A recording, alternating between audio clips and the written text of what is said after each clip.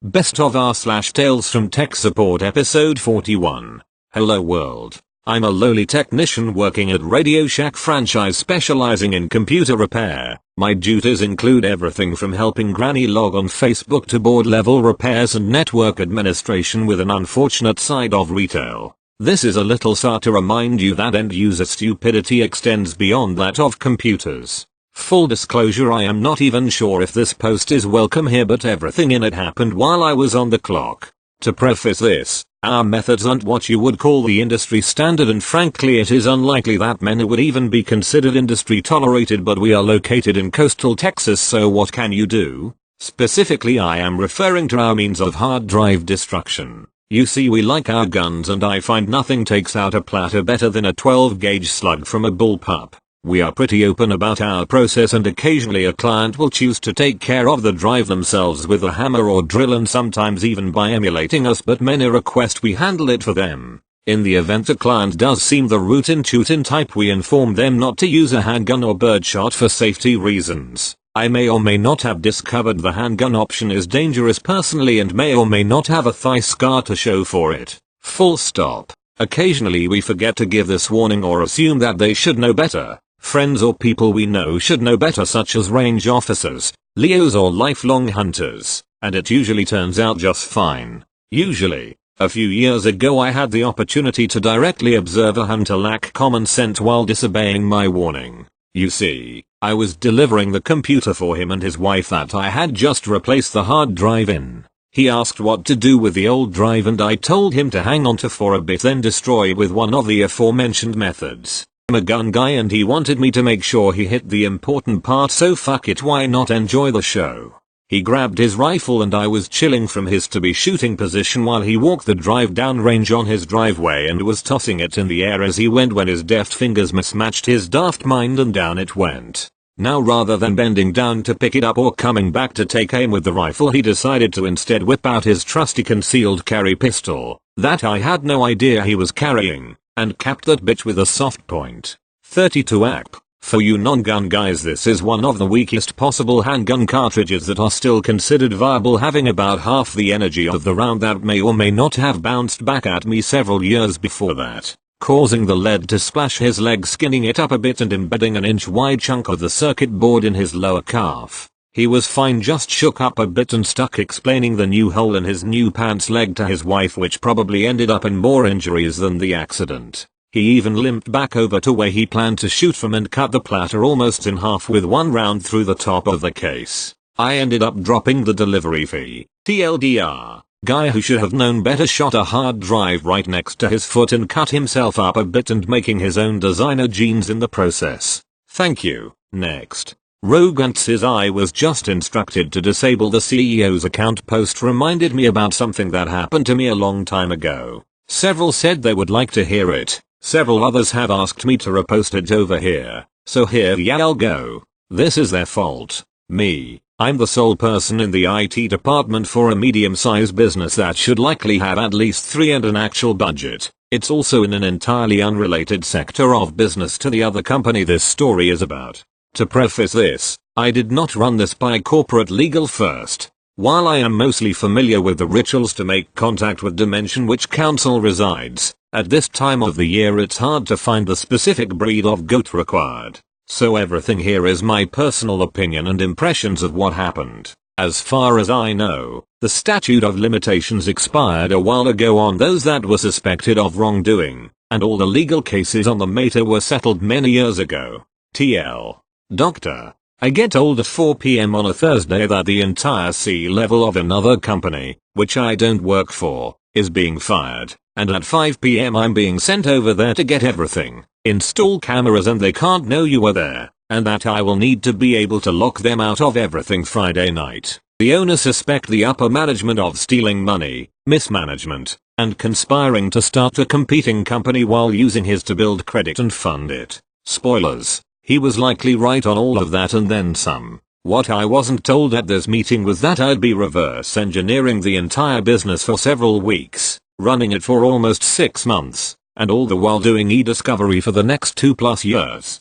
The rebuild business operated better with less than quarter the number of staff, even with a Bipolar Fisco running it. Lawsuits flew around like shit out of a hippo. I get underpaid for 6 months of hell and a couple years of annoyance, then paid for a few more years for doing nothing. Almost worth it but not. The long version. Back in the space year of 2011 TX, I get pulled last minute into a meeting at 4 PM on a Thursday. My employer, who I will refer to as Bossman, is planning to fire the entire C-level of another company he owns. Let's call them Dumbusses A through D. Bossman suspected that A, CEO, and B, COO, are embezzling, intentionally mismanaging, and were planning to start up their own company that would compete and take the clients and vendors with them. Turns out, it was all of that and more. I did not work for that company, but I had some involvement in the beginning when it was initially started over a year earlier. Purchased some equipment and did a little bit of basic system setup NAS, IXE host, some VMs, a few PCs, a couple laptops, but it had run on its own without me since then. So at this meeting, it's Bossman, myself, legal counsel in their corporeal form, the accountants, and a couple others who were forgettable. Bossman tells me that in 20 minutes when that company closes for the night at 5 PM, I'll be going over there to do the following. Copy all company data we can find, both physical and digital. Locate any possible sources of evidence and secure them. Identify all internal and external accounts and passwords, and services used, including everything financial. Expand the CCTV to the front door and lobby and secure the DVR from tampering. Set up kill switches to cut all outside access to cover anything we might have missed. Spoiler, we did. Leave no traces that we were there. That all went pretty well. Surprisingly, we breach the building and disable the security system. I got a couple guys from my day job to take care for installing the extra cameras. A couple others took care of making copies of all the physicals. Dumba C, CIO/IT manager, failed to disable my admin account on the Nazor XC server, so just triggered a backup onto a new disk. I took that back with me. I pulled copies of any data I could find on the workstations using the admin shares and the unchanged local admin password I set up a year ago when I built the computers. Luckily on the computers they added since I was involved, they duplicated everything, including the weak local admin password I had told them to change. For everything else, they almost had good password policy. Nearly every internal and external account and system had unique cat seizure for a password that was at least 16 characters long. The internal ones I bypassed easily with local admin. The problem, for them, was they wrote every password down on random notes all over their desks. The problem for me however was they did not note what each password was for nor the account names. Fortunately that didn't end being that difficult to figure out as each one was contextually near things and other notes it was related to, except for the Rolodex of passwords. That ended up being a long list of random passwords. There was a shared KDBX as well, but the master password was in several locations. I could not get hands onto the laptops themselves as those were taken home, but I pulled a copy of a backups of them from that afternoon. Regular backups was something I told them they should do, and for once they had listened. Installed a second DVR and hid it in the rafters. The new cameras recorded to it and the old cameras mirrored over. Friday comes. Nothing was suspected. Seriously, not even the half dozen new camera mounted in the ceiling. We didn't even do a good job on mounting them. The guys I had do it never done anything like that before, but it was adequate enough to work. Friday night they lock up and leave. We've been watching remotely and move in. Locksmith is brought in to change all the locks. I trigger the kill switches, break incoming email to GApps and redirect to a new server. All external accounts we were able to find get their passwords re-scrambled. Almost everything goes to plan. Monday morning, B try to access the building, can't. A shows up shortly after, he can't either. We're watching remotely. I'm wishing I had brought popcorn. Both are then informed via phone by the lawyers that they and C&D, CFO/accountant, are fired. All of the other employees, none of which show up Monday, are individually informed they are not fired and can to come in tomorrow, or if they wish, resign. We give them a pass on skipping Monday. I won't/can't go into much detail, but the additional cameras were a good idea, as was hiring private armed security for the next couple weeks. It also helped having a 350-pound dude on staff who just wants to eat his breakfast while watching the front door when an XC level that tried to be an Instagram bodybuilder but has the genetics of a twig attempts threatening to start something physical. Luckily, for the office front window, it didn't take more than a "do you really want to start something?" look to get them to back off and leave. The video was priceless.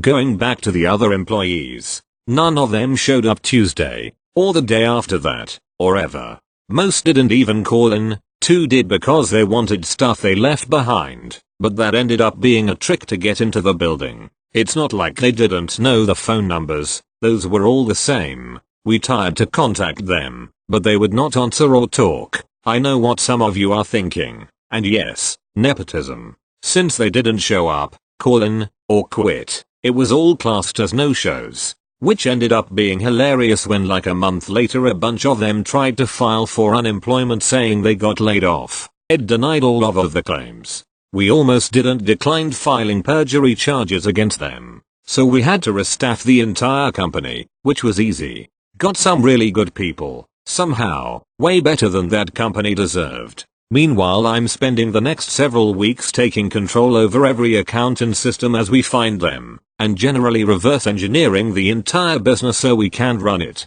GApps aka G Suite, took a couple days to regain access over. The dumbasses were locked out of it after I broken it intentionally. Turns out Google views the owner of the domain name as the owner of GApps. This made that a lot easier. I get normal email back online and make accounts for the new staff. One of the things I missed during the initial recognition was a bunch of PayPal accounts used the company's domains and were not on the books. Since I controlled everything else at this point, it was trivial to gain access to those long enough to pull transaction histories, including all the transfers out to personal bank accounts. We did eventually get that money back. I also missed an external service Dumbus B and C setup, which had full API access to many mission critical systems. I was unable to tell if B or C had used this to cause sabotage after being fired or if it was just their incompetence when they set it up. The company that ran that service did not keep access logs for logins or changes. It kept interfering on the front end and caused numerous violations with some vendors, which we did not know was a thing.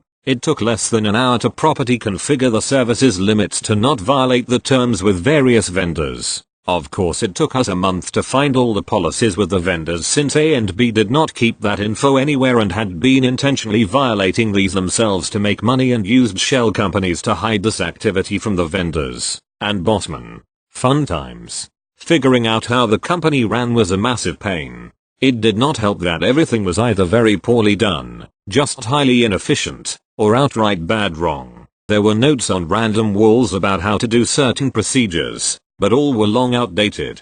There were multiple apps and paid services that all did similar things, but none seemed to be fully set up to a functional level. Ultimately I went by access dates on shortcuts, email logs, and a list of recent bills to figure out what they were last using, like who the current shipping company was and what service was being used to process orders. There was a lot of googling of random company names from bills just to figure out what they were and if they were still being used and to what extent. They had 3-5 different shipping services installed on every workstation in the orders department, but all were set up different on each workstation and none appeared fully functional except one on a single PC. Turned out they only had shipping working on one computer and the entire department was sharing that one workstation for printing labels. There didn't even need to be a department for doing this in the first place. They were even bad in doing something poorly. Eventually I figured out almost everything and saw just what a massive mess it was. It became more obvious as to why they had so many employees.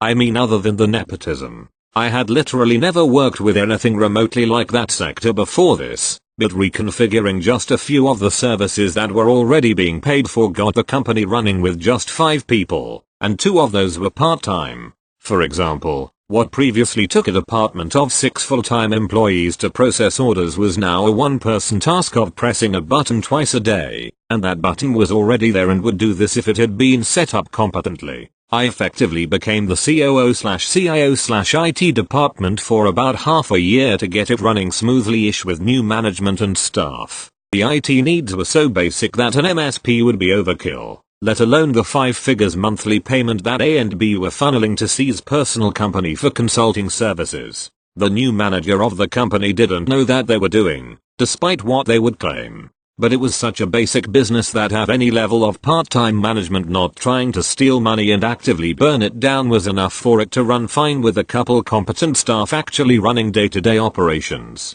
I ended up walking out after about 6 months. Could not get along with the new manager at all. I had enough of their shit one day, flipped them off over speakerphone as I walked out in an unending stream of profanity, all of which they completely missed. The staff found it funny/cathartic at least. Walked to a local burger joint, got an ice cream shake and some onion rings. The company did not need full-time IT anyway. I was still the IT manager for Bossman's real business, so I just went back to my normal job instead. I continued to get paid by that company for years. Bossman still owned it, so that was his decision, till it was restructured and sold. I think Bossman finally realized it was just a hobby to him and that he stopped caring about it back in the first year. Sad part is, I wish that was all it was going during that period and where it ended when I walked out. I quite seriously spent at least 2 years doing e-discovery for all the lawsuits and counter lawsuits that followed our takeover. The emails alone were hundreds of gigs across dozens of accounts just for A and B. The story gets really off track from IT after this point and would start needing more details than I wish to share. Suffice to say, it was an even bigger mess, but eventually all got settled several years later. Charges were filed but not pursued, while there was enough evidence of embezzlement. The amounts were too little for the DA to want to go after, i.e., not in the multi-millions. I do not know the actual terms of the settlement, though I am pretty sure it was something like fuck off, never want to see you again. These companies themselves were not doing anything unique and there was a class of them back then, all doing the same thing. All ended up burning out within a few years as it was something an algorithm could do and worked better at much larger scales than any of these startups were doing. It was a crazy few years. I totally did not get paid enough for what I had to do or deal with in those first 6 months. And almost paid enough for the 2 years of dealing with discovery BS. But the next several years of being paid what was effectively a 15-20% raise for being on call almost made up for it. 10/10, would not do again. I have spent all evening writing this and that is enough. Apologies for any bad grammar I may have still missed on the end revision. I don't store or process information or events linearly, so storytelling is not a career I would ever be suited for. D. Edit. Fixed a couple words.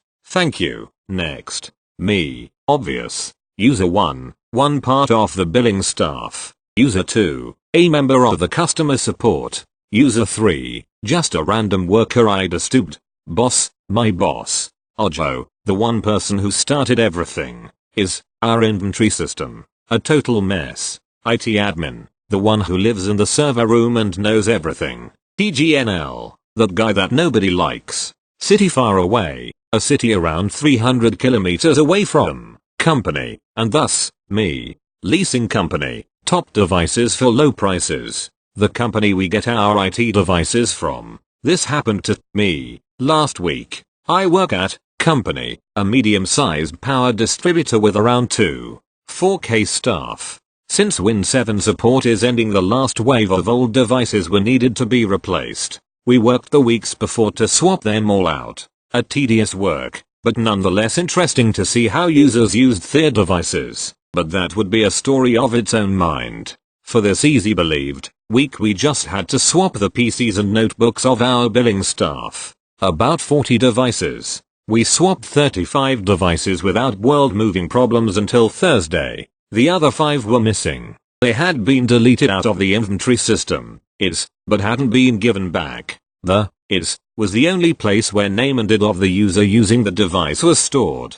The only thing we had were the last logins that security platform sent us. For the first 3 they were straight up usernames we could call up. The 4th one was logged in as infodesk at 4:50 AM. That was a bit puzzling, because all of our infodesk PCs had already been swapped. We called IT admin if he could get us some information. He found an old list from security platform in which there was a different user logged on. It was worker 1. He called him up and asked where the heck his PC was gone. He told us then he left it at his last office. There it was handed to one of our customer centers. Yahoo! Found IT. It was used to display the diet plan in their canteen. We swapped it and then there was only one left. That would have to be done on Friday. The last device is a tablet PC. The user logged onto it was default, which is our password-free user for the definitely not tech-friendly users. The tablet devices have a VPN and access to the company's NAS servers for home office. The tablet PCs also have a company SIM so they can be used even on remote locations. So it is pretty bad when one of these gets lost. The one who finds it could steal terabytes of company data and cause millions of dollars of damage. So we needed to find it. This is Friday morning just after me turning on my PC. Boss comes into office. $boss. Morning. Have you found device already? $me. G-day. Nah, I haven't. I went home after fourth device, but I will try to find it till lunch. I log on to security platform and look out for device. It says online now user default and on VPN. That didn't help much. But it told me that it was still in use somewhere and not just missed in is. Knowing from our lend out list for tablet PCs the last user was Ojo. I dialed his number. Dialing tones. Waiting music. Someone pick up. $user 1. Hello, this is user 1. $me. Hello, me. IT here. I'm looking for Ojo. Do you know where I can find him? $user 1. Ojo? That guy quit working 2 weeks ago. What do you want to know about him? Maybe I can help you. $me. I would like to know where his tablet PC device went after he quit. Do you know something about that? $user 1. No, he wasn't even in the same department. I just got his phone number. $me. Do you know where he worked? $user 1. Yes, it was in the customer support, room 1. $me. Okay, thank you. Have a nice day. Now I had a room number, but Ojo's office was in another location, almost 120 kilometers away, and knowing a room number doesn't mean knowing who else works there. But luckily, boss knew the name from someone who works in the same floor. Now I still had to find out who was sitting in room 1. Dialing tones. Picking up. $user 2. Hello? $me. Hello, IT. Me. Here. Can you put me trough to room 1? $user 2. Wait a minute. Phone clicking noises. $user 3. Hello user 3. Here. How can I help you? $me. Hello, IT. Me. Here. I'm looking for Ojo's tablet PC. Do you know where it went? $user 3. I just know that he gave it to TGNL when he left. $me. Do you know where I can find TGNL? $user 3. Probably in other country. He left the company a week ago. Better that way. $me. Okay, thank you for your time. Have a nice weekend. So, user Ojo gave device to TGNL, who left. Looking. TGNL up in is says that he hasn't given anything back. So, TGNL must have taken the device with him. But where did he go? IT admin was able to find his mobile number in one of his documents. I tried to call TGNL up 4 times, but he wouldn't answer. So I again asked IT admin for help. He was mumbling something about GPS and disappeared into his holy server room. An hour later I received an email from him containing a link to one of our test servers. The website showed me a Google Maps image of country and a red dot near city far away, which was slowly moving to other country. He also wrote that he made device play a sound when I click the tones button and one beep from time to time.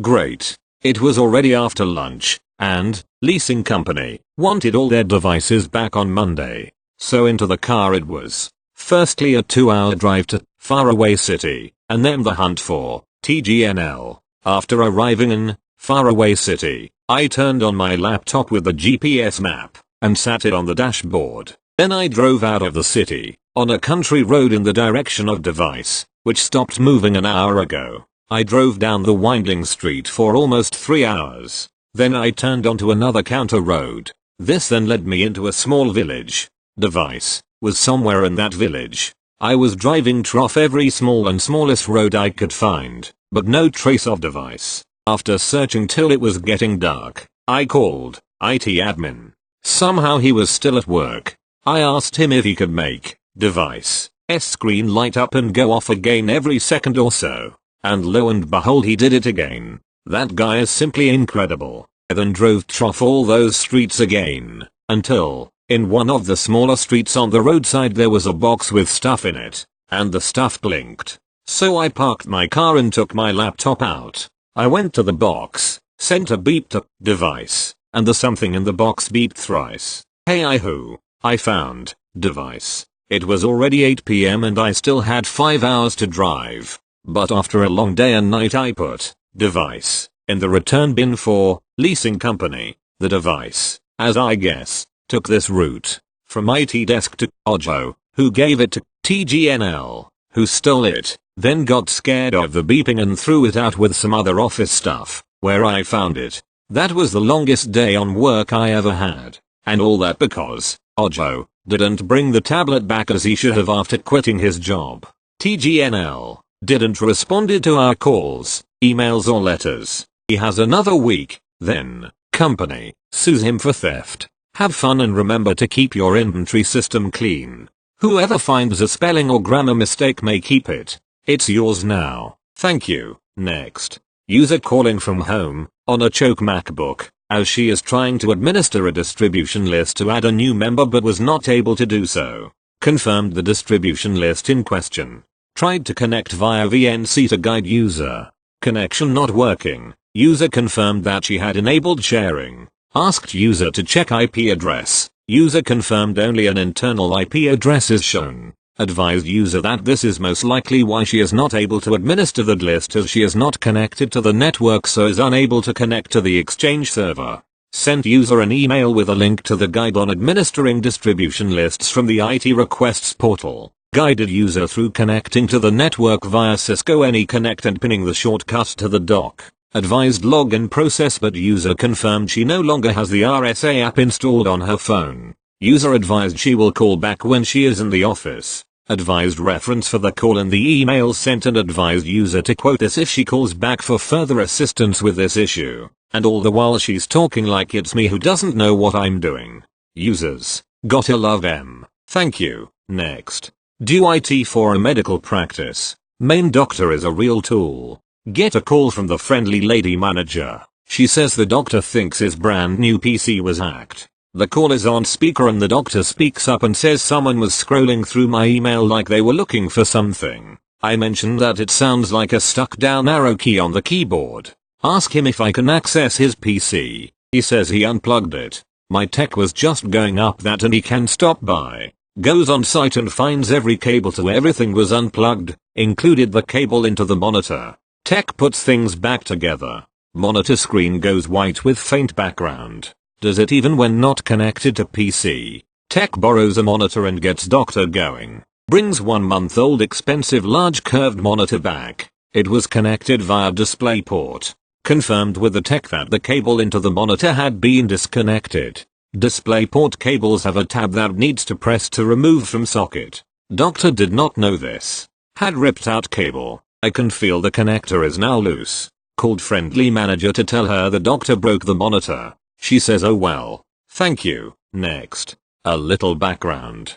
I work in telecommunications. Have for the last 35 years. The current company I work for has 3 brands of phone systems they mainly sell, with a couple of managed cloud-based systems as well. One of the systems sold is a division of a popular cell phone brand. As a general rule, when a customer is a fair drive from the office, 30 minutes or more, we try to get remote access set up so we can make program changes remotely and they don't have to wait for someone to drive there to show up on site. Convenient for after hours as well. I have one customer that is just over an hour from the office and an hour and a half from my home. I commute 1/2 hours one way to work. Anyway, they are a seasonal resort open during the summer and warm weather. One Friday night I get a call from them that their SIP trunks are having a problem. I remote in from home and things seem to check out programming wise. Only recourse is to remotely reboot the system. This particular system has occasional issues with locking up during a remote warm reset,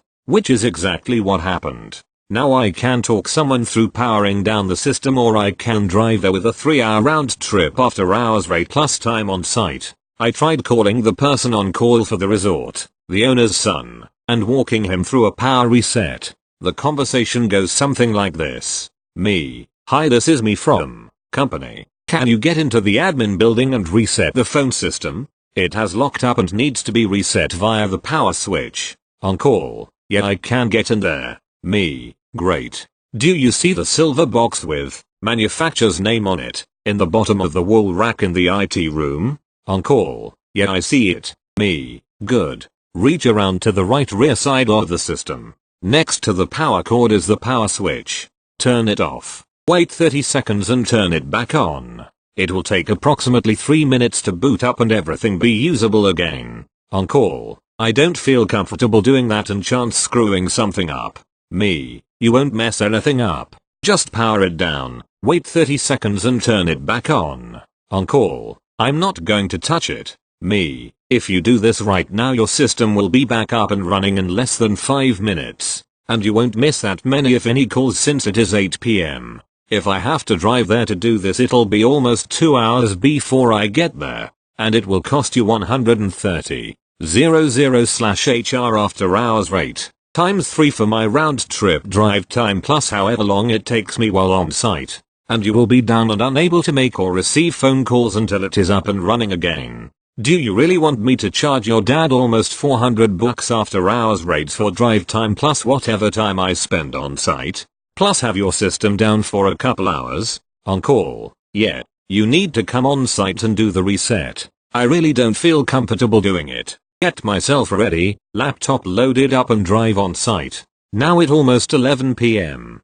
Call the owner's son to let him know I am on site and to please come to the admin building and unlock the door so I can get in. 30 minutes later he shows up with the key. I walk in, reset the system, wait the required 3-5 minutes including the 30-second off time. The whole time I'm on their network pinging the IP address of the phone system to verify when it comes back online. System loads properly and I go through the verification steps. Make calls in, get transferred to the correct options through the auto attendant menu, make calls out to verify two-way audio. Everything looks good. Leave and get home about 1:30 AM. All of this could have been resolved 5 hours earlier if he'd have just followed my instructions over the phone. SMH. Sorry if this was too long for you. Thank you. Next.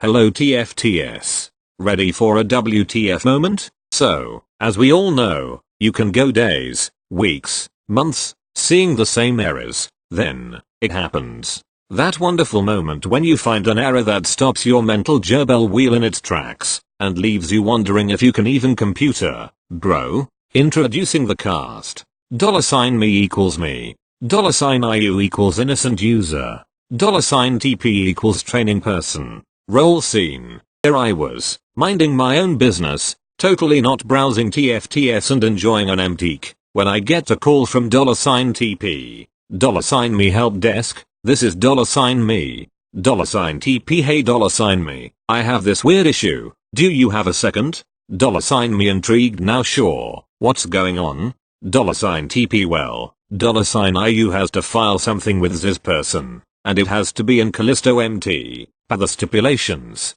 Well, inside of Citrix, all of our remote users use Citrix to work on the network from the offices. She doesn't have Callisto MT, but on my PC, non-Citrix, I have it. $me very intrigued now that's weird, but they have the same license/setup files. What error is it giving you? $TP this font is unavailable on your system. So, I end the call and boot up my IT Citrix box to look into this. Sure enough, no Callisto MT. I check my local, and boom there it is. WTF. JPG. So, I start diving it. Repairing Office 2010 don't look at me. My company is slow with the times, looking for the TTF file in a subfolder. Checking Microsoft for a font pack etc. Checking GPOs, Office versions, Windows updates, the weather conditions on Jupiter etc. Nothing. Not even a registry entry.